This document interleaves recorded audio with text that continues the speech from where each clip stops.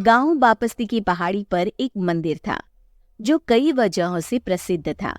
बापस्ती के परिवारों में आपसी सौहार्द बना हुआ था। इसकी वजह उस मंदिर को ही बताया जाता है।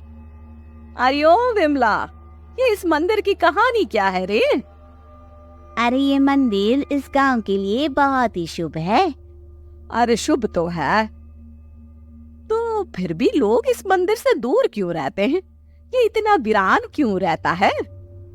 अरे बड़े बुजुर्ग कहते हैं कि मंदिर में आत्माओं का राज है जो लोगों की मदद करते हैं, लेकिन मंदिर से सभी को दूर भी रखते हैं। अरे ये कैसी आत्मा है जो लोगों की मदद भी करते हैं और लोगों को मंदिर से दूर भी रखते हैं?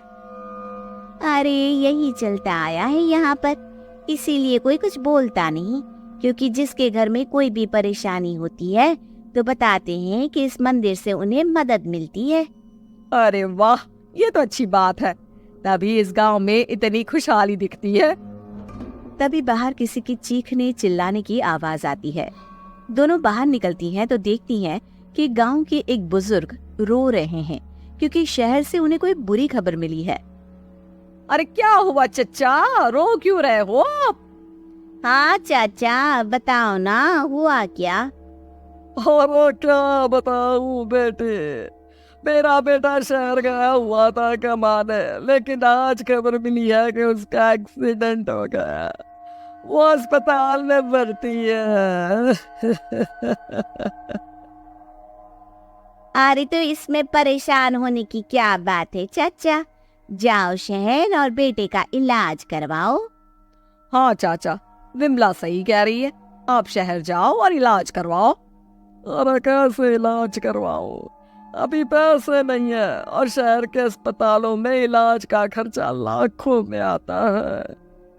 अरे चाचा, भगवान पर भरोसा रखो, कहीं ना कहीं से मदद जरूर मिल जाएगी, बस आज का दिन कैसे भी काट लो।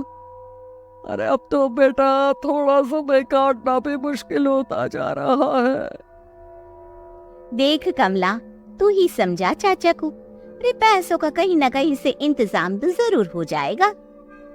अरे चचा, जब विमला कह रही है तो थोड़ा उस पर भी भरोसा रखो।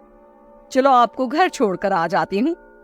उसके बाद कमला उन बुजुर्ग को लेकर चली जाती है और विमला मंदिर की ओर चली जाती है। विमला मंदिर की सीढ़ियों पर चढ़ते हुए दूर से नजर आती है। उसके बाद वो आंखों से ओझल हो जाती है। उसी रात उस बुजुर्ग के घर के बाहर एक थैला रखा हुआ मिला। बुजुर्ग उस थैले को देखते ही चौंक पड़ा, क्योंकि उसमें 5 लाख रुपए रखे हुए थे। वो बुजुर्ग सुबह दौड़ा दौड़ा गांव के दूसरे बुजुर्गों के पास गया। और मंगल भाई सुनो, मेरे घर के बाहर ये पैसों से भरा बैग रखा हुआ मिला है। अरे किसका है ये भाई? अरे भैया, मुझे क्या पता। तभी उधर से कमला और विमला निकलती हैं। और बेटा सुन तो, देख ये क्या रखा हुआ था मेरे घर के सामने। कमला और विमला हैरानी से देखती हैं। अरे वाह, देख विमला, तूने कहा था ना कि कोई ना कोई मदद जरूर करेगा। अरे भगवान सबकी मदद करते हैं, ये पैसों की मदद भी भगवान ने ही भेजी है। और क्या, अब चचा सोच क्या रहे हो, शहर जाओ और बेटे का इलाज करवाओ। ठीक है बेटियों, जो तुम कहो।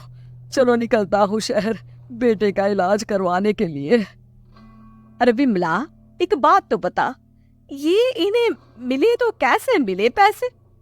अरे मैं ना कहती थी कि ये मंदिर सबकी मुसीबतों में मदद भेजता है। अरे वाकई बड़ी पुण्य आत्मा है मंदिर में।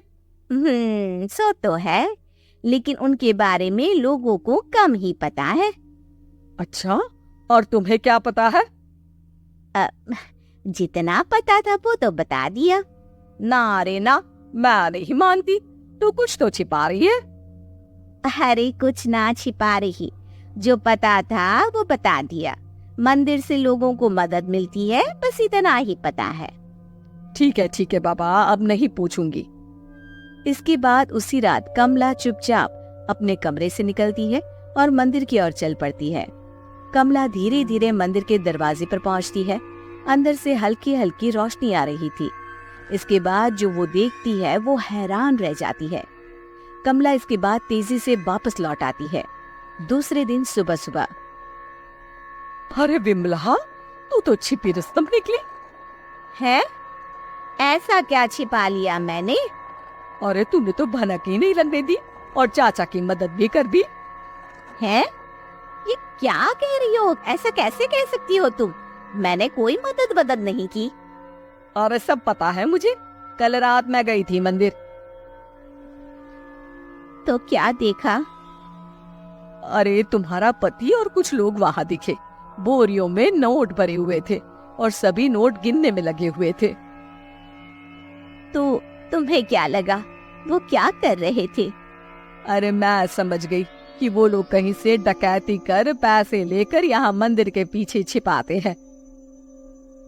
अब जब तुम जान ही गई हो तो बता देती हूँ, लेकिन ये बात किसी को पता नहीं लगनी चाहिए।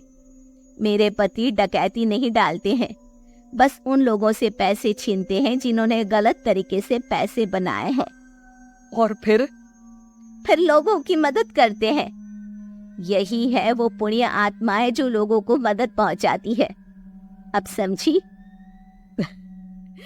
हाँ, अब समझी उन पुण्य आत्माओं का चक्कर। सही है। करते रहो मदद, लेकिन सावधानी से, मेरी तरह कोई और ना पहुंच जाए।